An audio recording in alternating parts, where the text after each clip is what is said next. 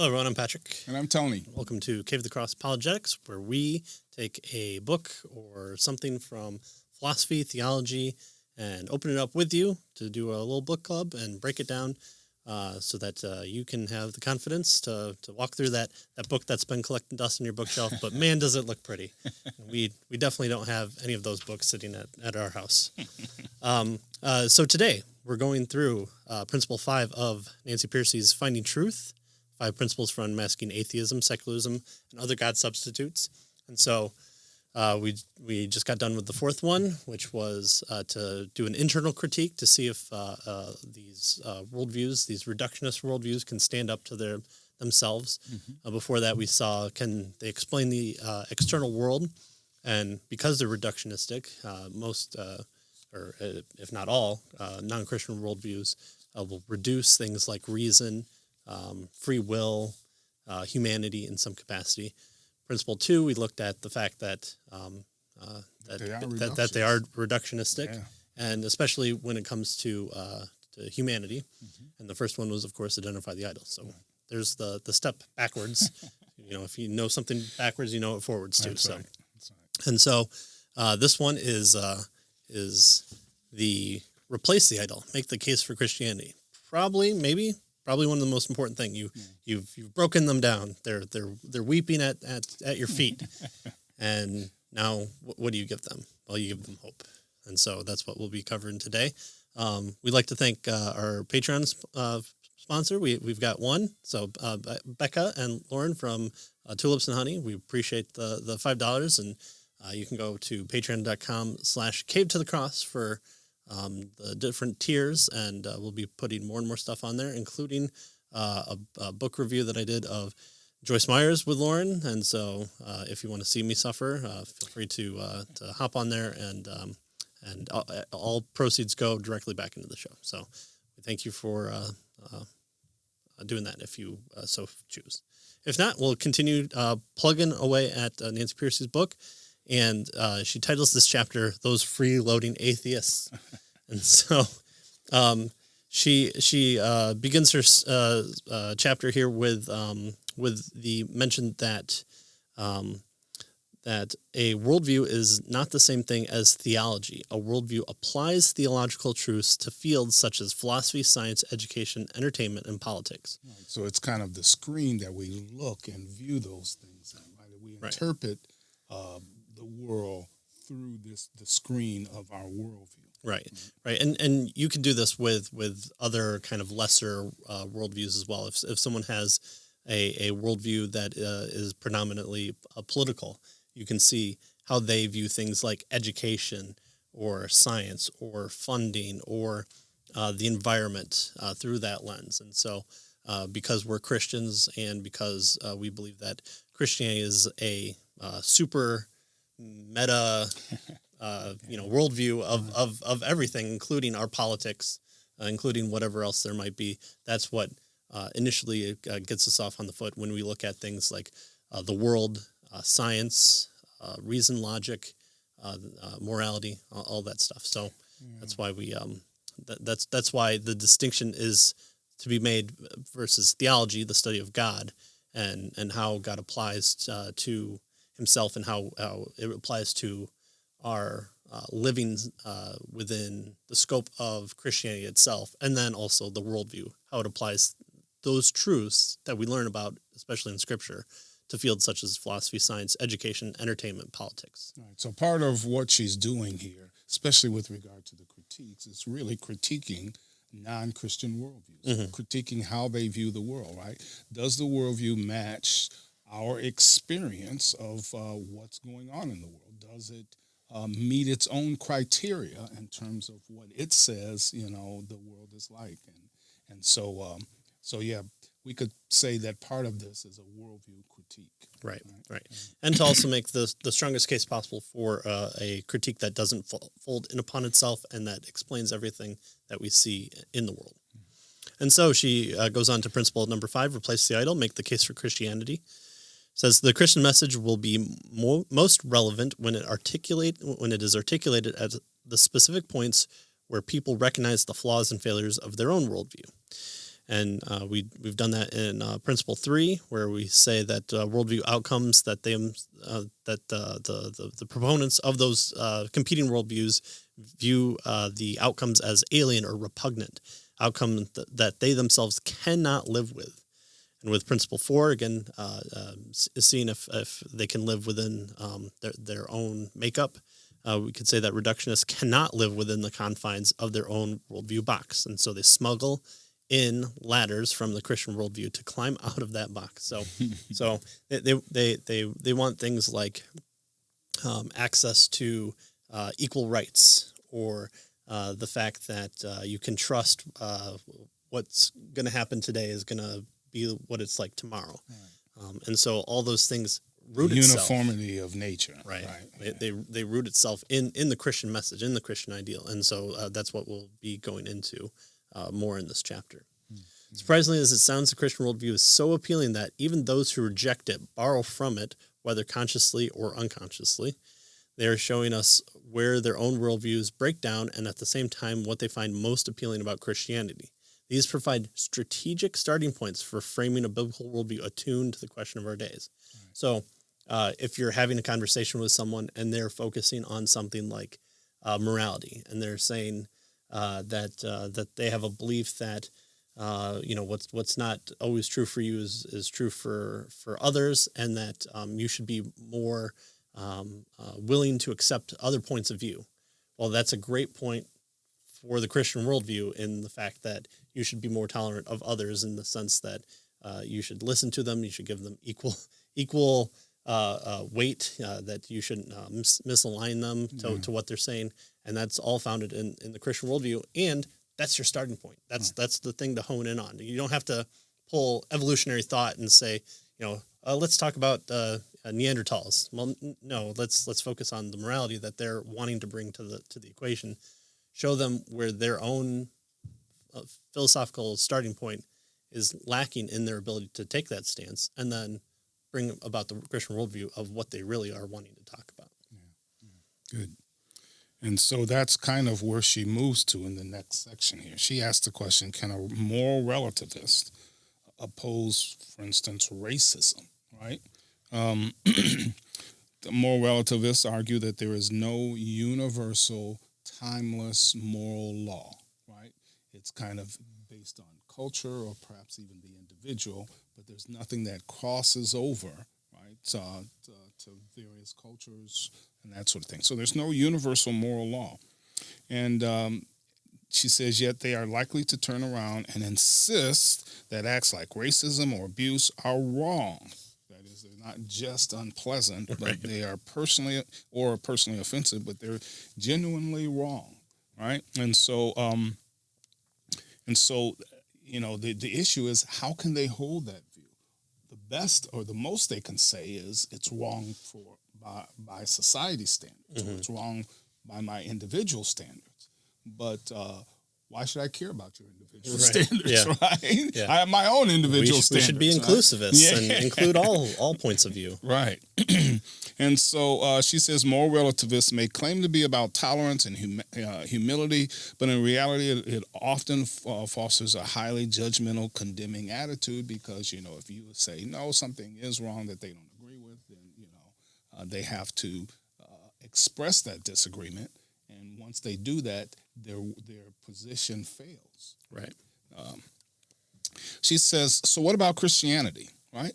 She says, instead, the Christian worldview fits who we are. Because humans are made in the image of God, they are hardwired with an intrinsic moral sense. So that's where the moral sense comes from, right? We are made in the image of God. And so as part of image bearers, right, we have an intrinsic feeling for, or more than that, an intrinsic knowledge of what's right and wrong. Right.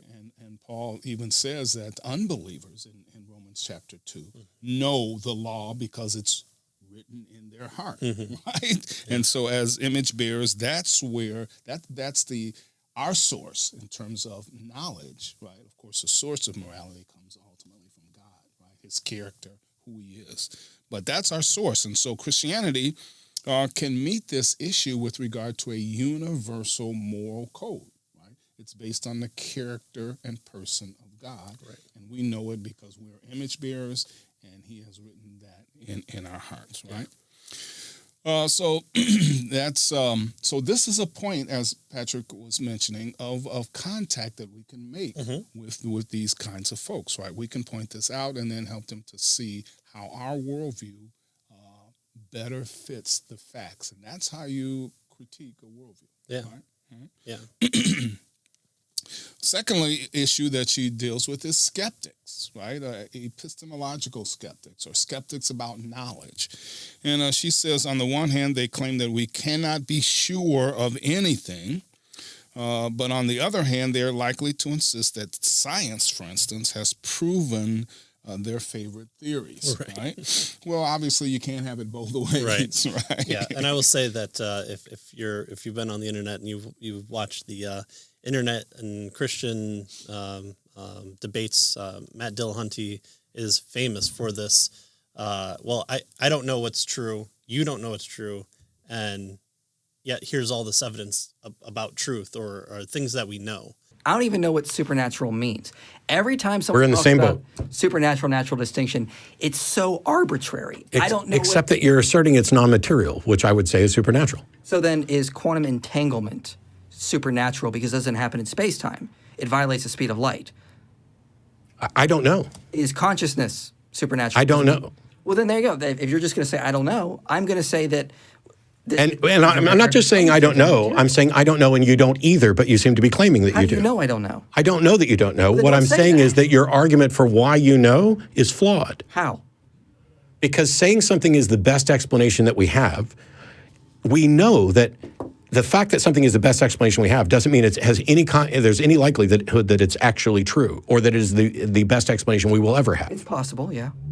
And so it's that have your cake and eat it too type deal where he can get off it by saying, oh, that's your explanation. Well, that's wrong because you can't possibly know that.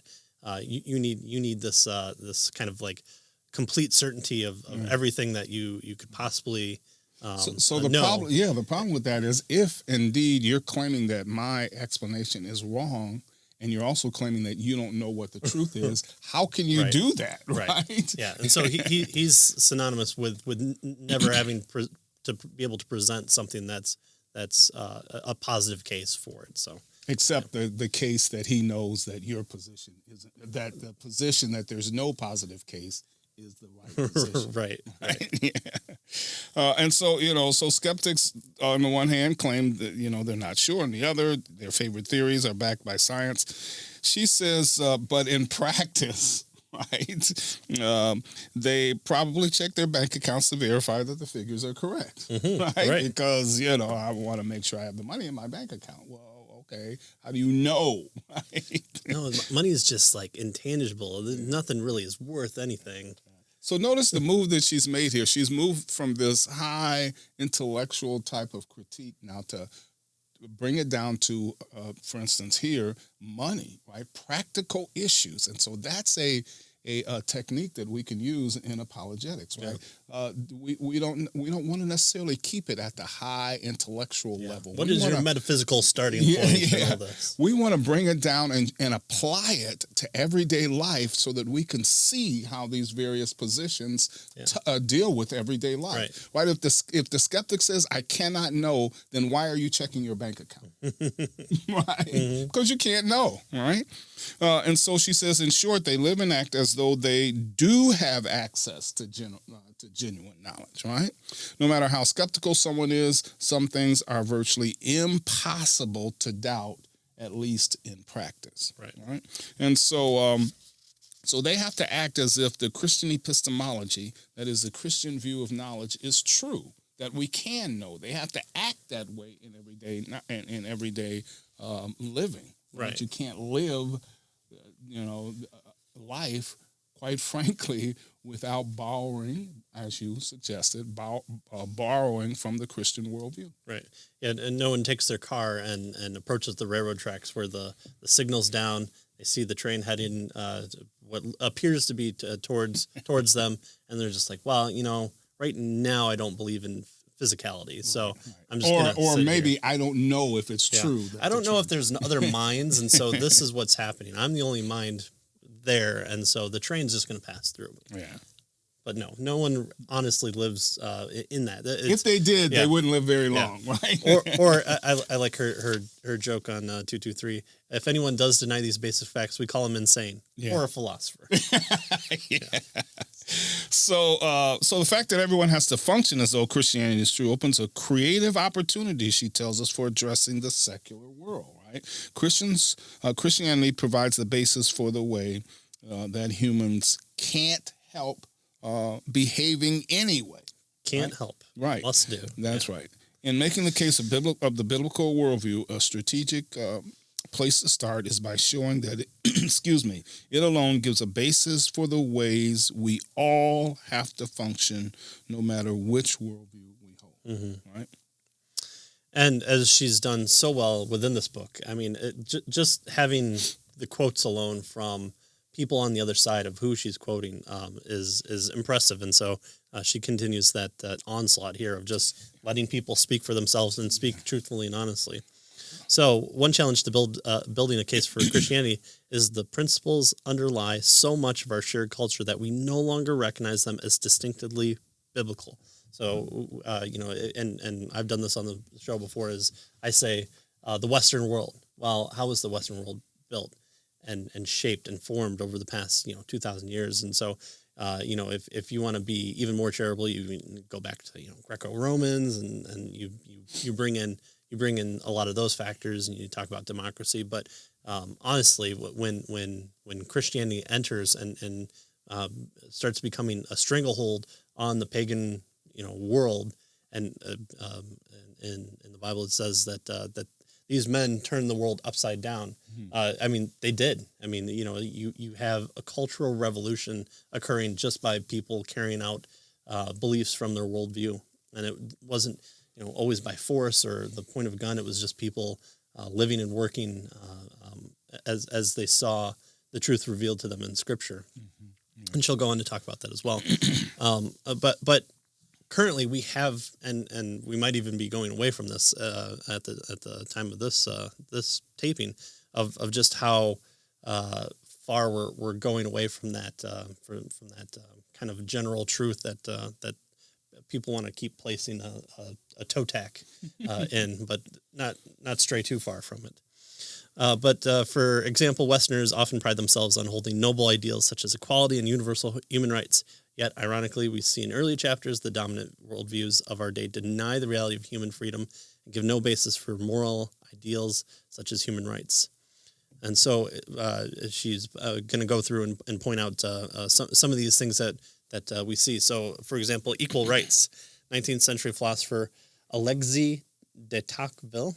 I had to look that up, just make sure I was going to pronounce it correctly. So some people say de Tocqueville. Okay. Yeah. He's a French philosopher, said that the most profound geniuses of Rome and Greece never came up with the idea of equal rights.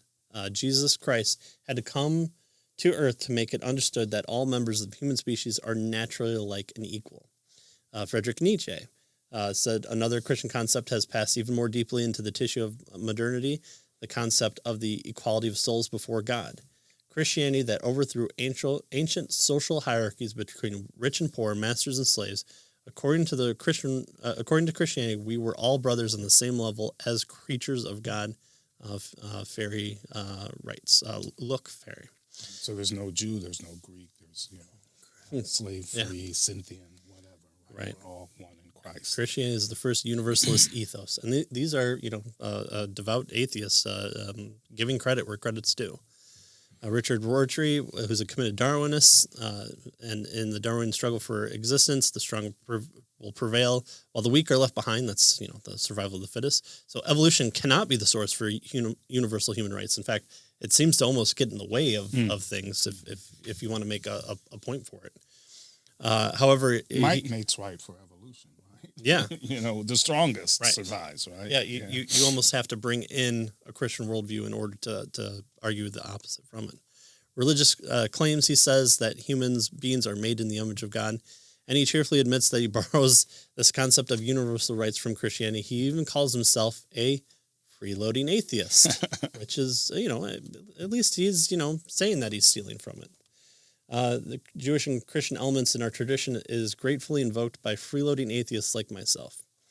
And he goes on to say she goes on to say that there are things like the American Declaration of Independence hold these truths to be as self-evident, that all men are created equal, they are endowed by the Creator with certain unalienable rights. That has to be formed within a Christian worldview in order to understand that. Mm-hmm. Yes, not every founding father was a devout Christian of the highest order. As some were deists, some of them thought that it was okay to change God's word in what they were giving out, but ultimately it was rooted in the cultural center of Christianity of the day. Mm-hmm. And so atheists often denounce Christianity as harsh and negative, but in reality it offers a much more positive view of the human person than any competing religion or worldview. It is so appealing that adherents to other worldviews keep freeloading the parts they like best, right. Which is great for us because, again, we can use those points as entry into giving them pretty much the gospel presentation. That's what we're doing here. Yeah. Her next issue is science, and she asks the question, what makes science possible, right? And she says that, the common stereotype is that religion and science are at war. Right? That's what people commonly believe. But she says that historians have turned that stereotype on its head. Yeah. Right?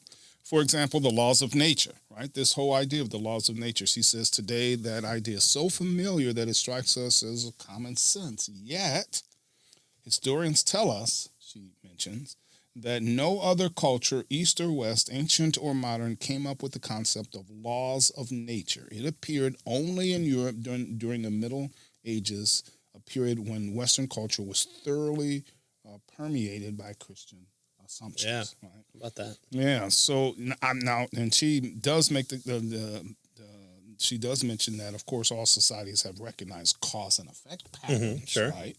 But the difference is that they regarded these patterns as merely practical rules of thumb. The intrinsic order of nature itself was thought to be inscrutable to the human mind.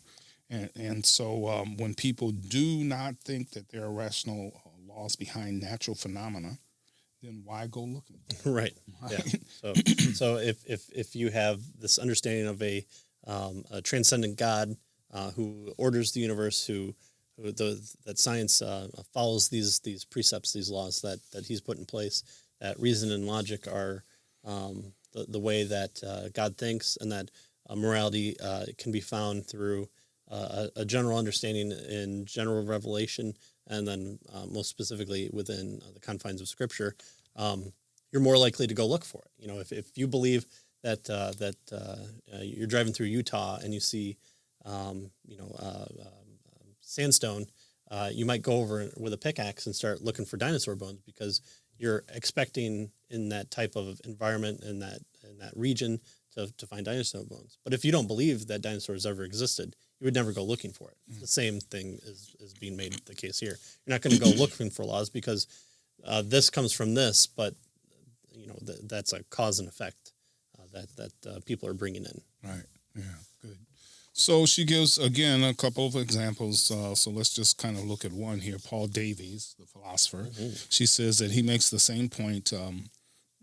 All the early scientists, like Newton, were religious in one way or another, he writes. They saw their science as a means of uncovering traces of God's handiwork in the universe, right? Oh, no. They were just explaining away the God of the gaps. That's all they were doing. Yeah. And so in doing science, they supposed, Davies goes on to say, one might be able to glimpse the mind of God. An audacious claim, she says. But she says a claim that remains a central underpinning for the scientific enterprise right to our day. Science still has to assume that the world has an intelligible order, right? We have to assume that it's orderly in order to begin to study it, right? Or else, again, why study it? Yet the materialist and naturalist worldview cannot account for that order, right? It comes by chance, not order, but by chance, according to their worldview. So if the universe is the product of non-rational processes, why does it have a rational order? If the universe is not the product of a mind, why is it comprehensible to human minds? Right? Why can we understand it? Right? And so she says, Davies writes, nobody asks where these various underlying principles come from. At least they do not do so in polite company. However, even the most atheistic scientist accepts as an act of faith, he says, that there is a rational basis to physical existence manifests as a law-like order in nature. So science requires this act of faith, right, is the point she's trying to make. So what is that faith based on? Well, Davies says that science can proceed only if the scientist adopts an essential, here it is, theological worldview. Right? So in short, every atheist has to adopt a biblical worldview to pursue all science. Right? And so at war, no. Right. They are intricately related to complementary. Yeah. Again, the higher order fulfills the needs of the lower order. Yeah. We believe in a God who supersedes creation, but he's created the world, the universe in such a way that we get to have a relationship with him with a proper understanding of who he is and the world around him. So things like God communing with Adam and telling him, don't eat the apple, is a specific revelation, but then the effect from the cause. I thought it was a pear. Yeah, berries. Berries, maybe. Whatever fruit. Yeah, yeah. So you have a God who says that there will be rules, and then from those rules will come certain causes and effects. So we will expect to be able to know those things. And if this universe is just random chance, then why should we expect to know anything or find anything? Right. What are we looking for? And so if we really don't expect to do that based on our worldview, then why would we attempt to do that? Mm-hmm. Right? And so why do science at all is the issue here. Yeah. We only are motivated to do science because we believe the world is a particular kind of world. And that kind of world concept doesn't come out of the materialistic worldview, right? That is a Christian concept. Mm-hmm. Yeah. So then, do any atheists, do any materialists have an ability to kind of look at their own viewpoint and call it reductionistic, like Nancy Pearcey does?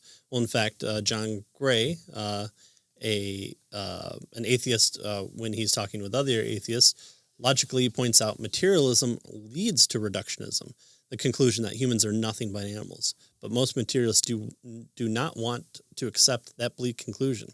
They want to grant humanity a higher status and dignity. They want to believe that humans have consciousness, selfhood, and free will.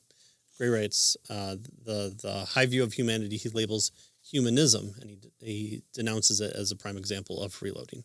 Humanists never tire of preaching. Darwin has shown us that we are animals, and therefore the idea of free will does not come from science. Its origins are in religion, not just any religion, though, but the Christian faith, against which humanists rail so obsessively. So it's humanism is only a secular version of Christian principles, he goes on to say. So we could say that humanists do not want to live within the confines of their own materialist mock. They smuggle in Christianity, and so that's what we want. So again, they'll get you to the from molecules to man, there's a social hierarchy embedded within our nature, but ultimately all we are is animals, and so who cares about what our nature might have been or be? Why should we follow that? Why should we continue on? Who cares about surviving? But now we have to talk about things like free action within confines of a universe where I'm I'm changing my gills into lungs, and I there's no free will in that act. You're just there. You're doing it. You're just being moved by various laws Right. of nature. Yeah, and so what is will? What is will? Will's the kind of this icky mind problem that results from a consciousness that has the ability to do that. And so we can have that discussion on what exactly is free will. And so people like Scott Christensen, who I believe episode 13 we interviewed, talks about proper understanding of free will. Those are all good things to have, but what's the foundation principle within that? The ability to have true choices in the world. And you don't get that with this kind of humanism point of view, grounded in just because the chance. laws of nature, either it's the laws of nature that are controlling us, but they're based on chance, right? And so we don't get that concept there. She gives us another example here. Thomas Nagel, he's the author of Mind and Cosmos. This is a very famous book, actually. Yeah. And the subtitle is Why the Materialist Neo-Darwin Concept of Nature is Almost Certainly False, right? And so he goes after the Darwinist theory, right? He says it's almost certainly false. Notice, precisely because she mentions it leads to this reductionism that she's been talking about, right? And so Nagel is this devout Christian, right? Absolutely who he not. Oh. Right, he's an atheist. He doesn't believe in God, right? This really undercuts our example then. Yeah. So, here's an example. Consider the lowly pocket calculator. Tap in 3 plus 5 or 5 plus 3, and the number 8 appears on the screen. Right. So notice she says the figure 8 pattern of pixels may be explainable in purely physical terms as the pulse of electrons traveling through the microchip gates. Sure. But Nagel argues that there is no reductionistic explanation of how the calculator was programmed to produce the 8 in the first place. That requires, he says, the intention of the designer. Right, and so you have to have a mind. You have to have intention. Intentions, purpose, that sort of thing. Right, in order to program this to do what it's doing. Mm-hmm. Yes, you can reduce everything into the electrochemical processes or whatever, right, or how the electrons flow through the little machine, but that really does. That's one level of an explanation, but it really doesn't explain how the machine was there in the first place to accomplish the purposes that it accomplishes. Right. You can show me 8 things, but you can't show me the number 8. Right. And so 8 seems to have this non-physical universal dimension. Yeah. So she says, obviously, that Nagel, who is an atheist, as we mentioned, is alluding to a divine designer when he makes these kinds of claims, right? She says something more is needed to explain, for instance, moral and human scientific knowledge. And Nagel argues that an evolutionary concept of the mind undercuts, notice, our confidence in the objective truth of moral beliefs, right? As well as the objective truth of our mathematical or scientific reasoning. So notice that this particular worldview doesn't allow for those things, or at least, as he says, it undercuts our confidence in the objectivity of mathematics and ethics, right? Yet Nagel says that we cannot just give up our knowledge in these areas. Why not? Because the knowledge is based ultimately on common sense and on what is plainly undeniable. And of course, this is his cognitive dissonance. Sure. We can't, it's like this, it doesn't fit our worldview, but we can't give it up. Yeah, we have to live as if it's true, even though our worldview says it can't possibly exist this way. We don't want these outcomes that stem from our understanding. We do want these outcomes that we really don't like because they're icky, because they point to a designer. And all these things do kind of point to a designer, but we can't have that. Right. Why? Because we can't have that. We just can't have that. Right. So, and that's the question she asked, right? So obviously Nagel, who is an atheist, then has a great practical, logical explanation for this, right? Yep. This is what she says. Here's his explanation. Having rejected God, however, what alternative does Nagel propose? Nothing at all. Well, no. I mean, he's got to have something, right? Like, he says, quote, "My aim is to present the problem rather than to propose a solution." Right. All right. Well, great. Well, we have a solution for you, thanks. Thomas. Yeah. He throws the grenade in the party. It explodes. He walks out. You're welcome.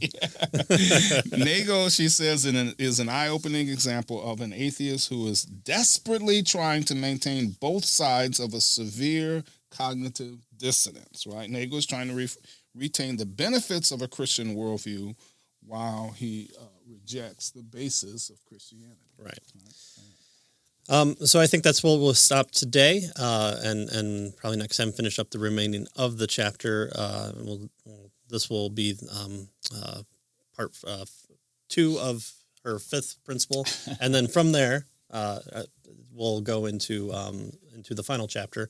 That one might be 1 or 2 episodes as well, but we're getting close to the end as well. So again, still time to pick up the book. It was on sale at the time of this recording for super cheap, $1.49 or something like that on Kindle deals. Go down to Cave of the Cross Apologetic, caveofthecross.com, which is our site for Cave of the Cross Apologetics, where you'll see book deals like that from me posting those up. And other goodies that you might want to pick up and spend way too much money, but they're digital, so they won't take up any room in your library. So you just can't look at them. You'll have to look at them on the screen for the cover photos. So again, thanks for joining us. Thanks for watching, listening, whatever you might, however you might be consuming this. And we'd always love to hear from you to see what you think of the book, what you think of the stuff that we post. If there's anything you'd like to add, we'd love to interact with that. So you can find us on all the social media platforms, which are available on our website as well. So thank you, and we'll see you next time.